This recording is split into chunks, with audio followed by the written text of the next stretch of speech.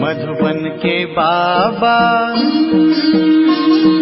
मधुबन के बाबा मुरली वाले, आपका क्या कहना, आपका क्या कहना। मधुबन के बाबा मुरली वाले, आपका क्या कहना, आपका क्या कहना। ओम शांति। आज का मुरली 18/1/2024 प्रातः मुरली। ओम शांति। 18/1/2024 बाप दादा मधुबन। पिता श्री जी के पुण्य स्मृति दिवस पर सुनाने के लिए बाप दादा के मधुर महावाक्य। मीठे बच्चे, बाप की दिल अंदर बच्चों को सदा सुखी बनाने की फर्स्ट क्लास आश रहती है। बाप यही चाहते हैं कि मेरे बच्चे लायक बन स्वर्ग के मालिक बने। ओम शांति। बच्चे जानते हैं, अभी भगवान सम्मुख बैठकर हमको ज्ञान के गीत सुनाते हैं, वह ज्ञान की डांस कराते हैं। इस ज्ञान डांस से तुम देवताओं मुआफिक सदा सुखी और हर्षित रहेंगे। भगवान को ही बेहद का बाप व विश्व का रचयिता कहा जाता है। आत्मा समझती है बाबा हमारे लिए स्वर्ग की सौगात लाए, वही रचयिता है। स्वर्ग का मालिक बनाने के लिए राजयोग सिखाते हैं। कहते हैं बाप को और विश्व के मालिकपन को याद करो। बाप बेहद का मालिक है तो ज़रूर बेहद की बड़ी दुनिया ही रचेंगे। तुम बच्चों के लिए सारी विश्व ही घर है, अर्थात पाठ बजाने का स्थान है। बेहद का बाप आकर के बेहद का विश्व अथवा घर बनाते हैं, वह है स्वर्ग। तो ऐसे बाप का बच्चों को कितना शुक्रिया मानना चाहिए। विश्व का रचयिता बाप डायरेक्ट समझा रहे हैं, हम तुमको विश्व का मालिक बनाने आया हूँ, तो तुम्हारा स्वभाव बहुत फर्स्ट क्लास चाहिए। तुम्हारी चलन ऐसी होनी चाहिए जो सब कहे कि यह तो जैसे देवता है। देवताएं नामी ग्रामी हैं, कहते हैं इनका स्वभाव एकदम देवताई है, बिल्कुल मीठी शांत स्वभाव के हैं। तो ऐसे बच्चों को बाप भी देख खुश होते हैं। बाबा स्वर्ग का मालिक बनाने आते हैं, तो तुम्हें कितना मददगार बनना चाहिए। सर्विस में आप ही लग जाना चाहिए। ऐसे नहीं मैं थक गया हूँ, फुर्सत नहीं है, समय पर सब काम करने में कल्याण है। यज्ञ सर्विस का इजाफा शुभाबा देते हैं। बाबा बच्चों की दैवी चलन देखते हैं तो कुर्बान जाते हैं। तुम बच्चे इस पढ़ाई से कितनी ऊंची कमाई करते हो, तुम पद्मपति बनते हो। बाबा तुम्हें कितना धनवान बनाते हैं। बाप तुमको अकुट खजाने में ऐसा वजन करते हैं जो 21 जन्म साथ रहेगा। वहाँ दुख का नाम नहीं, कभी अकाल मृत्यु नहीं होगा, मौत से कभी डरेंगे नहीं। यहाँ कितना डरते हैं, रोते हैं। तुमको तो खुशी है यह पुराना शरीर छोड़ जाए, नई दुनिया में प्रिंस बनेंगे। तुम इस पुरानी दुनिया से ममत्व मिटाते रहो, इस देह को भी भूलते जाओ। हम आत्मा इंडिपेंडेंट है, बस एक बाप के सिवाय और किसी की याद न आए। जीते जी जैसे कि मौत की अवस्था में रहना है। इस दुनिया से मर गए, कहते भी है ना, आप मुझे मर गई दुनिया। शरीर के भान को उड़ाते रहो, एकांत में बैठ यह अभ्यास करो। बाबा बस अभी हम आपकी गोद में आए कि आए, एक की याद में शरीर का अंत हो, इसी को कहा जाता है एकांत।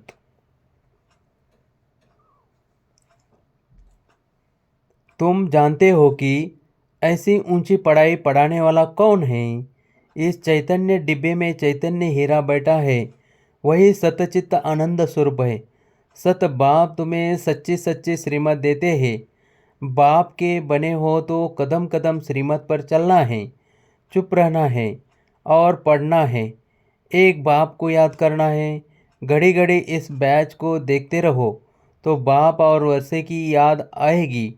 याद से ही तुम जैसे सारे विश्व को शांति का दान देते हो। हर एक बच्चे को अपनी प्रजा भी बनानी है, वारिस भी बनाने हैं। मुरली कोई भी मिस नहीं करनी चाहिए। बाबा बहुत प्यार से समझाते हैं, मीठे बच्चे अपने पर रहम करो, कोई अवज्ञा नहीं करो। जो खुशबूदार फूल है वह खींचते हैं, जो जैसा है ऐसी सर्च लाइट लेने की कोशिश करते हैं। खुशबूदार गुणवान बच्चों को देख प्यार में खुशी में नयन गीले हो जाते हैं। कुछ तकलीफ होती है तो बाबा सर्च लाइट देते हैं। बाबा समझाते हैं, मीठे बच्चे तुम्हें इस पुरानी दुनिया में कोई भी आशा नहीं रखनी है। अब तो एक ही श्रेष्ठ आशा रखनी है कि हम तो चले सुखधाम, कहाँ भी ठहरना नहीं है, देखना नहीं है, आगे बढ़ते जाना है। एक तरफ ही देखते रहो तब ही अचल अडोल स्थिर अवस्था रहेगी। अब यह दुनिया ख़त्म होनी ही है, इसकी बहुत सीरियस हालत है। इस समय सबसे अधिक गुस्सा प्रकृति को आता है, इसलिए सब खलास कर देती है। तुम जानते हो यह प्रकृति अभी अपना गुस्सा जोर से दिखाएगी, सारी पुरानी दुनिया को डुबो देगी। अर्थक्वेक में मकान आदि सब गिर पड़ेंगे, अनेक प्रकार से मौत होंगे। यह सब ड्रामा का प्लान बना हुआ है, इसमें दोष किसी का भी नहीं है। विनाश तो होना ही है, इसलिए तुम्हें इससे बुद्धि का योग हटा देना है। तुमने तो अपना सब कुछ इंश्योर कर दिया है, इसलिए तुम्हें किसी भी प्रकार की चिंता नहीं, तुम्हारा सब कुछ सफल हो रहा है। अब तुम कहेंगे, वाह सद्गुरु वाह, जिसने हमको यह रास्ता बताया है, वह तकदीर वह ड्रामा वहाँ तुम्हारे दिल से निकलता। शुक्रिया बाबा, आपका जो हमारे 2 मुट्ठी चावल लेकर हमें सेफ्टी से भविष्य में 100 गुना रिटर्न देते हो। परंतु इसमें भी बच्चों की बड़ी विशाल बुद्धि चाहिए। बच्चों को अतः ज्ञान धन का खजाना मिलता रहता तो अपार खुशी होनी चाहिए ना। जितना हृदय शुद्ध होगा तो औरों को भी शुद्ध बनाएंगे। योग की स्थिति से ही हृदय शुद्ध बनता है। तुम बच्चों को योगी बनाने का शौक होना चाहिए। अगर देह में मोह है, देह अभिमान रहता है, तो समझो हमारी अवस्था बहुत कच्ची है। देही अभिमानी बच्चे ही सच्चा डायमंड बनते हैं। इसलिए जितना हो सके देही अभिमानी बनने का अभ्यास करो। बाप को याद करो। बाबा अक्षर सबसे बहुत मीठा है।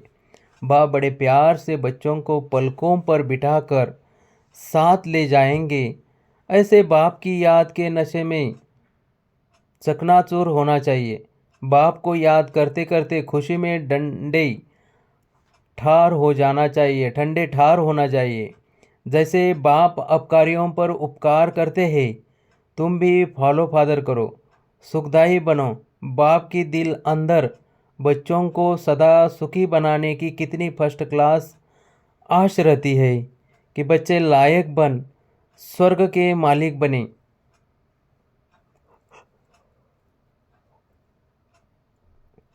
तुम बच्चे अभी ड्रामा के राज को भी जानते हो।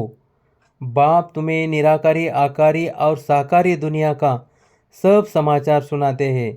आत्मा कहती है, अभी हम पुरुषार्थ कर रहे हैं नई दुनिया में जाने के लिए। हम स्वर्ग में चलने लायक ज़रूर बनेंगे, अपना और दूसरों का कल्याण करेंगे। अच्छा, बाप मीठे बच्चों को समझाते हैं। बाप दुख हरता सुख करता है, तो बच्चों को भी सबको सुख देना है। बाप का राइट हैंड बनना है। ऐसे बच्चे ही बाप को प्रिय लगते हैं। शुभ कार्य में राइट हाथ को ही लगाते हैं। तो बाप कहते हैं, हर बात में राइटियस बनो। एक बाप को याद करो तो फिर अंतमति सो गति हो जाएगी। इस पुरानी दुनिया से ममत्व मिटा दो। यह तो कब्रिस्तान है। धंधादौरी बच्चों आदि के चिंतन में मरे तो मुक्त अपनी बर्बादी कर देंगे। शिव बाबा को याद करने से तुम बहुत आबाद होंगे। देह अभिमान में आने से बर्बादी हो जाती है, देही अभिमानी बनने से आबादी होती है। धन की भी बहुत लालच नहीं रखनी चाहिए। उसी फिक्रात में शिव बाबा को भी भूल जाते हैं। बाबा देखते हैं सब कुछ बाप को अर्पण कर फिर हमारी श्रीमत पर कहाँ तक चलते हैं। शुरू शुरू में बाप ने भी ट्रस्टी हो दिखाया है ना। सब कुछ ईश्वर अर्पण कर खुद ट्रस्टी बन गया। बस ईश्वर के काम में ही लगाना है। विघ्नों से कभी डरना नहीं चाहिए। जहाँ तक हो सके सर्विस में अपना सब कुछ सफल करना है। ईश्वर अर्पण कर ट्रस्टी बन रहना है। अच्छा, मीठे मीठे सिकिलदे बच्चों प्रति माता पिता बाप दादा का याद प्यार और गुड मॉर्निंग। रूहानी बाप की रूहानी बच्चों को नमस्ते। अव्यक्त महावाक्य रिवाइज 15/4/74। क्या सभी उन्नति की ओर बढ़ते जा रहे हैं? सदा लगन में मगन और विघ्न विनाशक, यह दोनों निशानियां क्या अनुभव में आ रही है? विघ्न विनाशक बनने के बजाय विघ्नों को देख अपने स्टेज से नीचे तो नहीं आ जाते हो? क्या अनेक प्रकार के आए हुए तूफान आपकी बुद्धि में तूफान तो पैदा नहीं करते हैं? जैसे कोई के द्वारा तोहफा मिलता है तो बुद्धि में हलचल नहीं होती है बल्कि उल्लास होता है। इसी प्रकार आए हुए तूफान उल्लास बढ़ाते हैं या हलचल बढ़ाते हैं।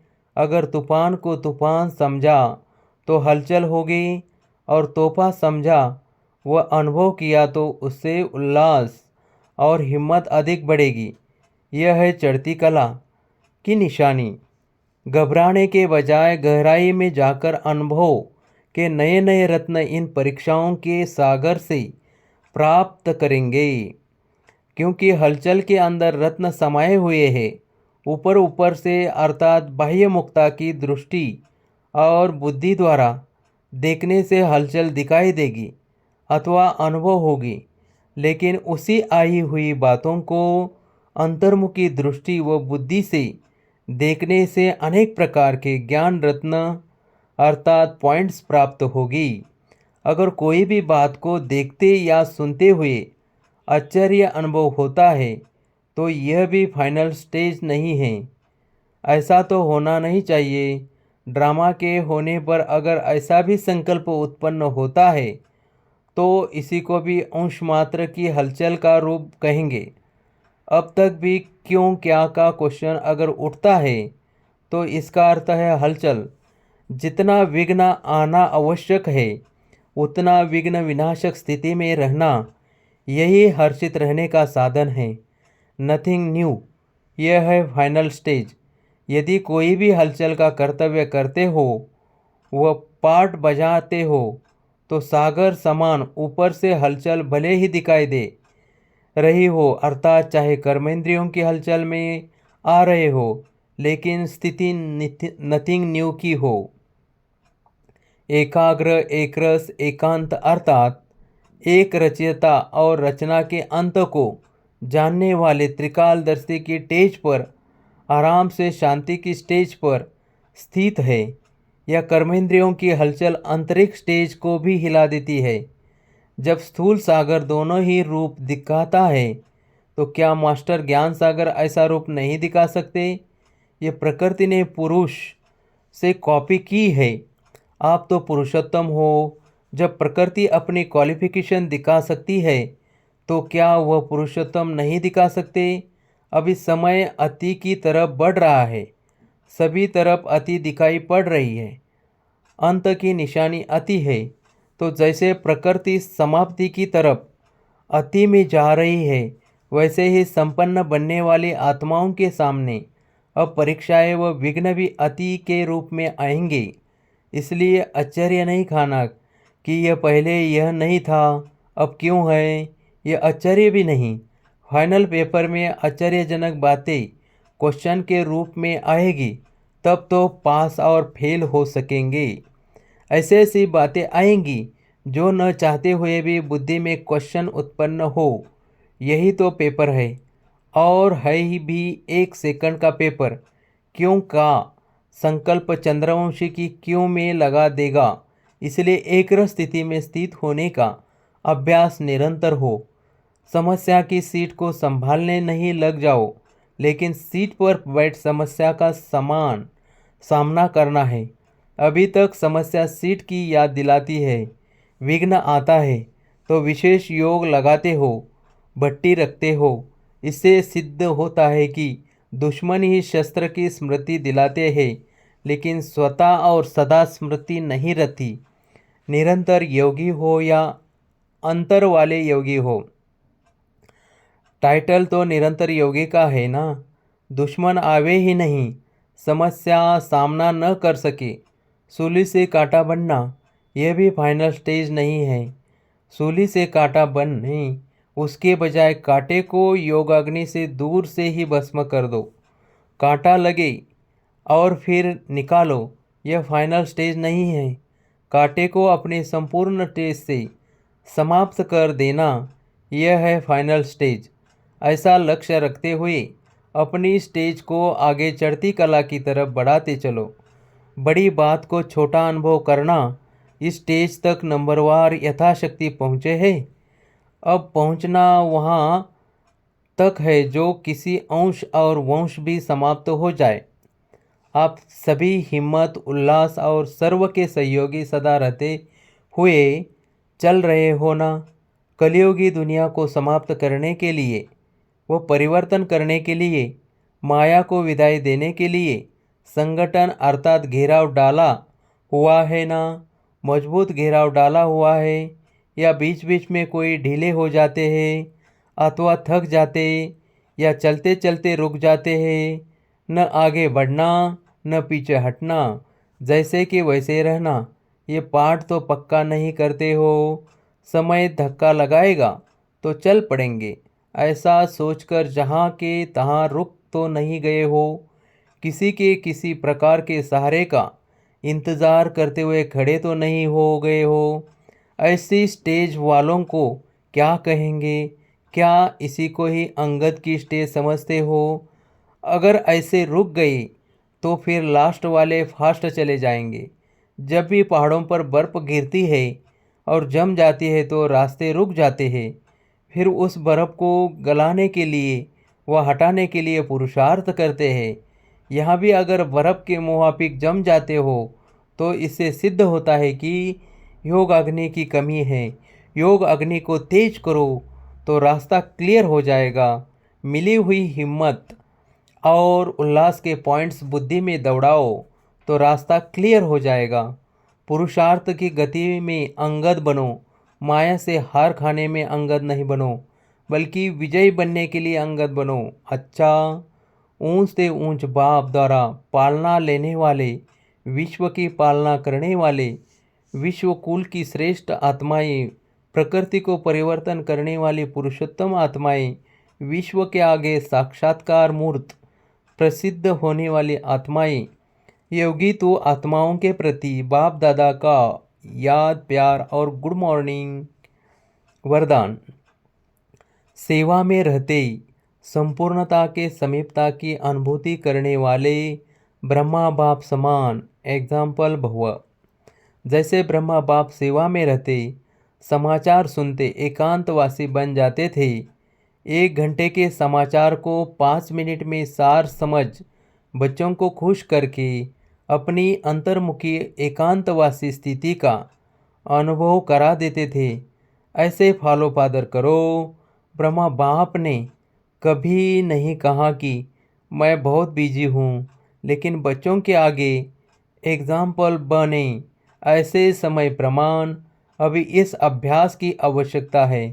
दिल की लगन हो तो समय निकल आएगा और अनेकों के लिए एग्जाम्पल बन जाएंगे।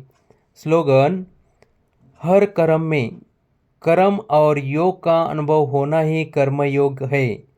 अव्यक्त साइलेंस द्वारा डबल लाइट फरिश्ता स्थिति का अनुभव करो। सदा यही लक्ष्य याद रहे कि हमें बाप समान बनना है। तो जैसे बाप लाइट है, वैसे डबल लाइट औरों को देखते हो तो कमज़ोर होते हो। इसलिए सी फादर, फॉलो फादर करो। उड़ती कला का श्रेष्ठ साधन सिर्फ एक शब्द है, सब कुछ तेरा। मेरा शब्द बदल तेरा कर दो।